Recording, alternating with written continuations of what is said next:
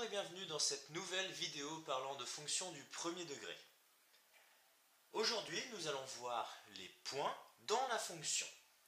Donc, autrement dit, comment trouver un point dans la fonction et comment vérifier qu'un point est bien dans la fonction. Prenons une fonction d'exemple. Y égale 2x plus 3. Nous allons nous servir de cette fonction comme exemple.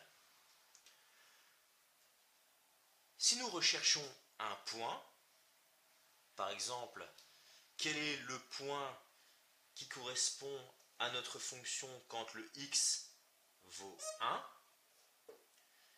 et il nous suffit de remplacer dans la formule le x par 1, ce qui va nous faire donc 2 fois 1, qui nous fait 2, plus 3, 2 plus 3, 5.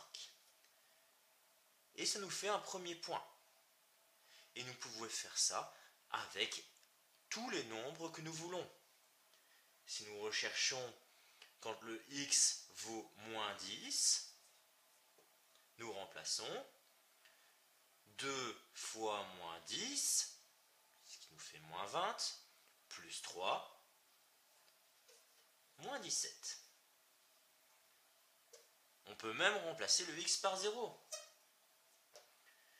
2 fois 0, 0, plus 3, 3. Et c'est ainsi que nous pouvons trouver toute une série de points appartenant à notre droite. C'est ainsi que nous l'on crée d'ailleurs le graphique. Nous avons notre axe des abscisses et notre axe des ordonnées. Il nous suffit de prendre deux de ces points, de les placer dans le repère,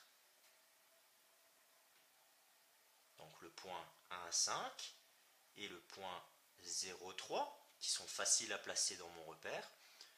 Une fois que ces deux points sont placés, il ne me reste plus qu'à les relier à la latte.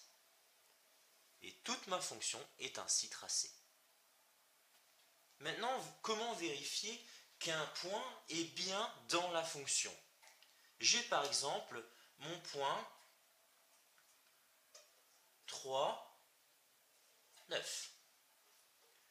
Est-ce que ce point appartient à ma fonction?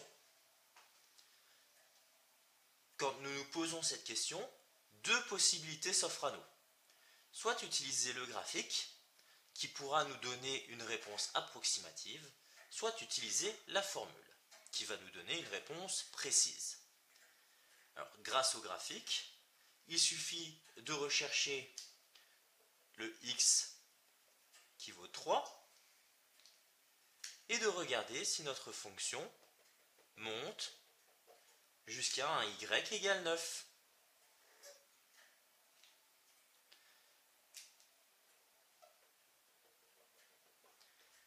Si la fonction monte bien jusqu'à y égale 9, ça veut dire que le point appartient à la fonction. Malheureusement, le graphique, ce n'est pas précis, comme nous pouvons le voir sur notre exemple. C'est pourquoi nous allons privilégier la recherche via la formule.